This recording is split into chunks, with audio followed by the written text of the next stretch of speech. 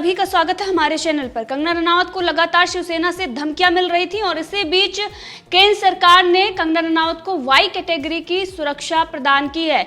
तो जिस तरीके से कंगना रनावत के खिलाफ जो कुछ भी महाराष्ट्र में किया जा रहा था, लगातार उनको धमकी दी जा रही थी। कंगना रनावत की फैमिली भी इससे काफी आहत थी। लगातार उनकी फैमिली सुरक्षा की मांग कर रही थी। हिमाचल सरकार के साथ साथ केंद्र सरकार से भी कंगना रनावत ने सुरक्षा की मांग की थी और अब जब गृह मंत्रालय ने उनको सुरक्षा प्रदान की है, उसके बाद कंगना रनावत ने गृह मंत्रालय का आभार भी व्यक्त किया और साथ में महाराष्ट्र सरकार पर निशाना भी साधा है। तो कंगना रनावत को सुरक्षा मिलने के बाद कंगना रनावत ने इस पर आभार जताते हुए एक ट्वीट किया और उसमें उन्होंने लिखा कि ये प्रमाण है कि अब किसी देशभक्त आवाज को कोई फांसीवादी नहीं कुचल सकेगा। मैं अमित शाह जी की आभारी हूँ। वो चाहते तो हालातों के चलते मुझे कुछ दिन बाद मुंबई जाने की सलाह देते, मगर उन्होंने भारत की एक बेटी के वचनों का मान रखा, हमारे स्वाभिमान और आत्मसम्मान की लाज रखी। जय हिंद।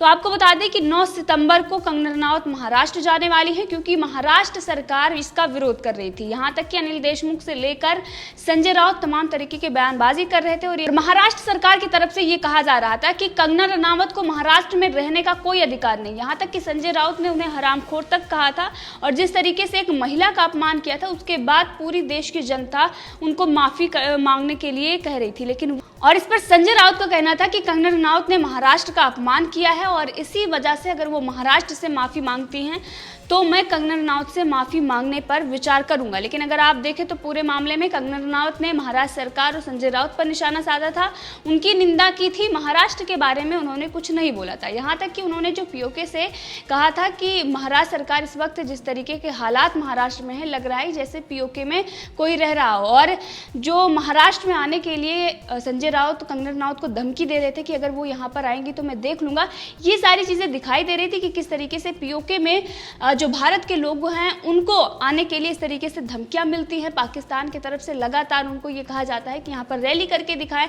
यहाँ पर आके दिखाएं, और अब वही महाराष्ट्र सरकार कर रही है और इसीलिए उन्होंने शिवसेना पर निशाना साधा था। जिसके बाद संजय राउत ने एक पोस्ट भी की है जिसमें उन्होंने गलत चीजें और झूठ चीजें लिखी है। वहां पर संजय राउत का चेहरा भी बेनकाब हो रहा है। संजय राउत ने ये लिखा है कि शिवसेना जो है वो आइडियोलॉजी जो उसकी है वो ग्रेट हिंदुत्व की है, छत्रपति शिवाजी और ग्रेट महाराणा प्रताप की है।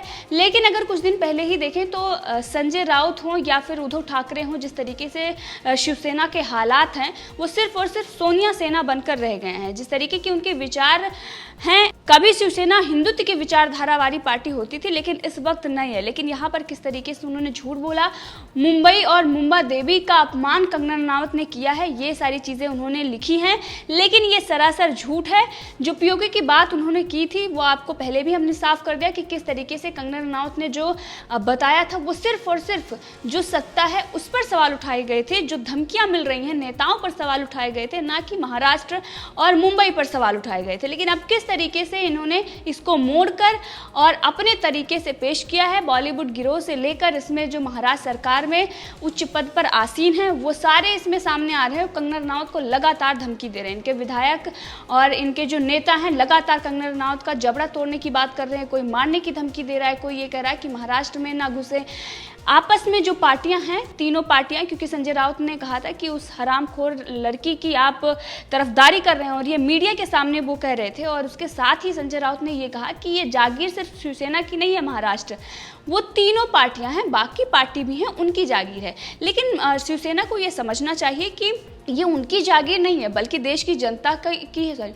ये उनकी जागीर नहीं है, ना ही किसी पार्टी की जागीर है। महाराष्ट्र देश की जनता की है और देश का नागरिक किसी भी देश के कोने में रह सकता है, कहीं भी जा सकता है, वो पूर्ण रूप से स्वतंत्र है।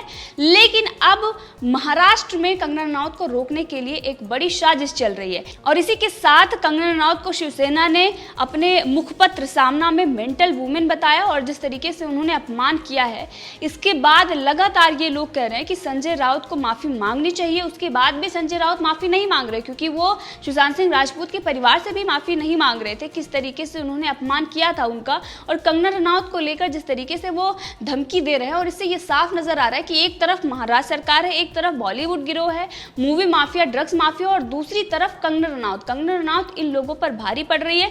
गृह मंत्रालय की तरफ से जो सुरक्षा दी गई है कंगना रनावत की, इसकी मांग लगातार हो रही थी, क्योंकि कंगना रनावत महाराष्ट्र सरकार से से सुरक्षा नहीं चाहती थी, क्योंकि उनको मुंबई पुलिस पर भरोसा नहीं था, क्योंकि जो पालघर की घटना हुई और उस वक्त पुलिस भी वहां पर होती है और वो उन उपद्रवियों को जो साधु होते हैं उनको सौंप देती है। लेकिन आज तक उनके खिलाफ चार्जशीट नहीं दायर हुई, सुशांत सिंह राजपूत मामले में कोई एफआईआर दायर नहीं हुई।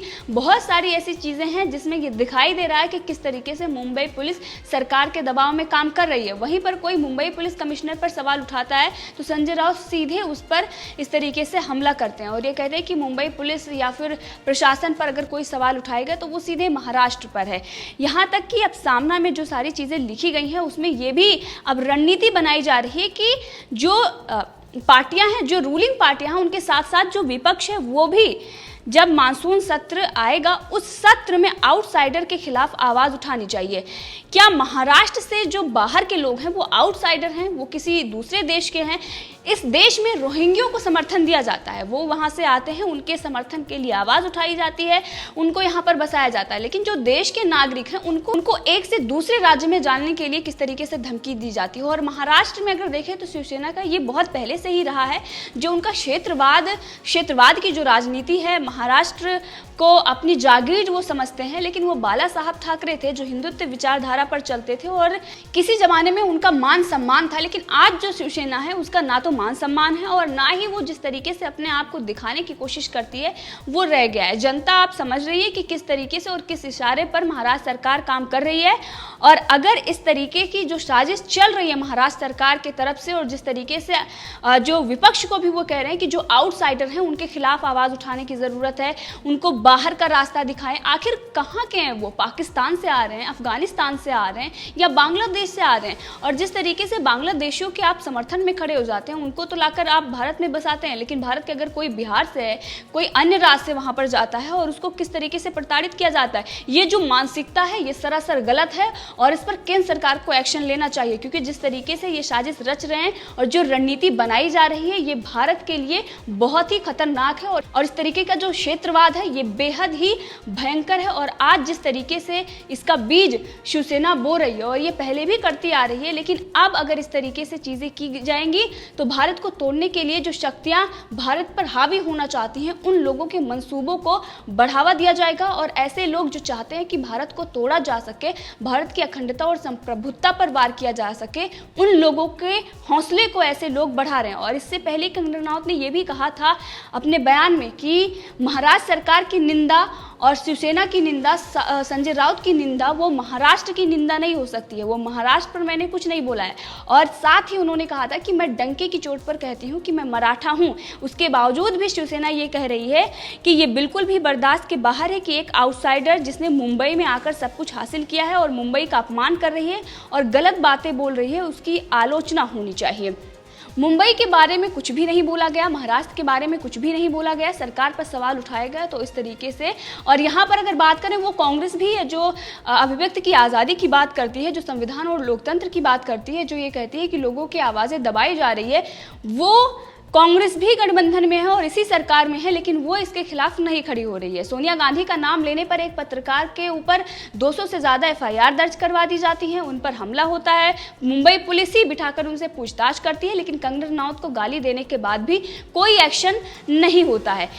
यहाँ तक कि शिवसेना भी संजय राउत पर अभी भी कुछ भी एक्शन नहीं ले रही है। यहाँ तक कि अगर देखें तो संजय राउत इस पर माफ़ी भी नहीं मांग रही। ये सारी चीज़ें दिखाती है कि कितनी बेशर्मी की हद महाराष्ट्र सरकार की हो गई है। सुशांत सिंह राजपूत मामले में फंस रहे हैं, ड्रग्स माफियाओं को बचा रहे हैं और इसी वजह से इनकी ये बौखलाहट सामने आ रही है। और इसीलिए चाहे वो गृह मंत्री अनिल देशमुख हों जो सीबीआई की ज़रूरत नहीं है पहले कह रहे थे, अब सीबीआई जब जाँच कर रही है, चीज़ें सामने आ रही हैं, अब इस तरीके की बयानबाजी की जा रही है। और वहीं पर अगर देखें तो कंगना रनावत को जिस तरीके से केंद्र सरकार समर्थन दे रही है और केंद्र में बीजेपी की सरकार है और इसी वजह से बीजेपी पर भी और शिवसेना के नेता ये लगातार कह रहे हैं कि कंगना रनावत को बीजेपी का समर्थन मिला हुआ है, इसीलिए वो महाराष्ट्र सरकार पर इस तरीके से चीजें, महाराष्ट्र सरकार की जो कमियां हैं, खामियां हैं, उस पर वो आवाज उठा रही हैं, इसीलिए यहाँ पर इस तरीके की बात कर रही हैं। जो ड्रग्स माफिया, मूवी माफिया, उनके खिलाफ बोल रही हैं, क्योंकि संजय राउत को ये पता है कि कंगना रनावत जिस तरीके से पूरी बॉलीवुड की पोल खोल रही हैं और जिस तरीके से सुशांत सिंह राजपूत मामले में चीज़ें सामने आ रही हैं, अब महाराष्ट्र सरकार के जो वरिष्ठ नेता हैं और कुछ ऐसे नेता भी हैं जो मातोश्री से आते हैं, उनकी मुश्किलें बढ़ रही है और उन पर गाज भी गिर सकती है और इसीलिए ये बौखलाहट है। दूसरी तरफ संजय राउत ये कहते हैं कि वो अहमदाबाद को छोटा पाकिस्तान क्यों नहीं कह रही हैं। अब इसकी कड़ी निंदा बीजेपी और कांग्रेस दोनों ही गुजरात में कर रही है, क्योंकि कंगना रनावत ने छोटा पाकिस्तान या बड़ा पाकिस्तान नहीं बल्कि पीओके कहा था और पीओके भारत का अभिन्न हिस्सा है, वहां पर जो सत्ता है वो गलत है। अब महाराष्ट्र सरकार पर या फिर शिवसेना पर कोई सवाल उठाता है, इसका मतलब ये नहीं है कि महाराष्ट्र की जो तुलना है वो पाकिस्तान से की गई है। सिर्फ और सिर्फ जो वहाँ पर सत्ता में बैठे हुए हैं उन लोगों पर उन्होंने निशाना साधा था।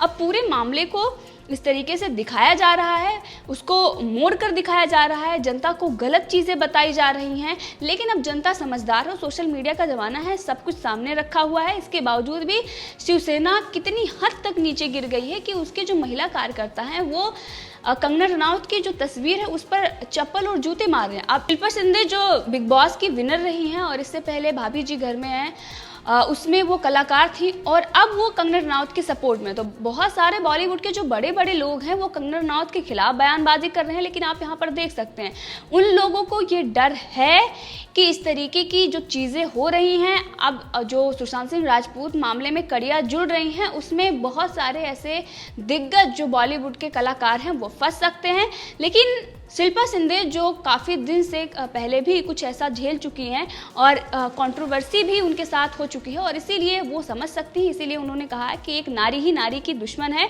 एक औरत ही एक औरत की दुश्मन है, क्योंकि ऐसे लोग जो कंगना रनावत पर चप्पल और जूते फेंक रहे हैं सिर्फ और सिर्फ संजय राउत और महाराष्ट्र पुलिस जिस तरीके से लिंचिंग में साथ देती है पालघर की, और उसके बाद भी जो पुलिस है उनको सिर्फ और सिर्फ हटा दिया जाता है पद से, उन पर कोई कार्रवाई नहीं होती है। बहुत सारी ऐसी खामियां हैं, बहुत सारी ऐसी कमियां हैं जो महाराष्ट्र सरकार के सामने आती हैं। जब कंगना रनावत उस पर सवाल उठाती है तो उन्हें डराया और धमकाया जाता है। लेकिन अब कंगना रनावत को सुरक्षा मिल गई है, 9 सितंबर को वो महाराष्ट्र पहुंचने वाली हैं। अब देखना ये होगा जो रणनीति बनाई जा रही है महाराष्ट्र सरकार की तरफ से, और जिस तरीके से विपक्ष को भी ये कहा जा रहा है कि विपक्ष को भी कहा जा रहा है कि अनिल देशमुख ने जो कुछ भी कहा है कि महाराष्ट्र में कंगना रनावत को रहने का कोई अधिकार नहीं है, अब उस पर विपक्ष को भी साथ देना चाहिए। लेकिन सबसे बड़ा ये सवाल है, जब संविधान इसकी इजाज़त देता है कि कोई भी व्यक्ति कहीं भी रह सकता है, वो अपराधी नहीं है, किसी प्रकार का जिसने कोई अपराध नहीं किया है वो स्वतंत्र रूप से भारत में घूम सकता है। अब इस पर अगर कोई कुछ भी करता है तो ये दिखाई देता है कि महाराष्ट्र सरकार सिर्फ और सिर्फ बेबी पेंगुइन के बचाने के लिए इस तरीके की बौखलाहट कर रही है और सुशांत सिंह राजपूत मामले से ध्यान भटकाने के लिए, और संजय राउत सिर्फ और सिर्फ सस्ती चोरी की शायरी सुना सकते हैं या फिर वो किसी को धमकी और किसी का अपमान कर सकते हैं, इससे ज़्यादा वो कुछ भी नहीं कर सकते। और ये हमने देखा भी है, क्योंकि सिर्फ और सिर्फ गिदड़ भभकी संजय राउत को देना आता है।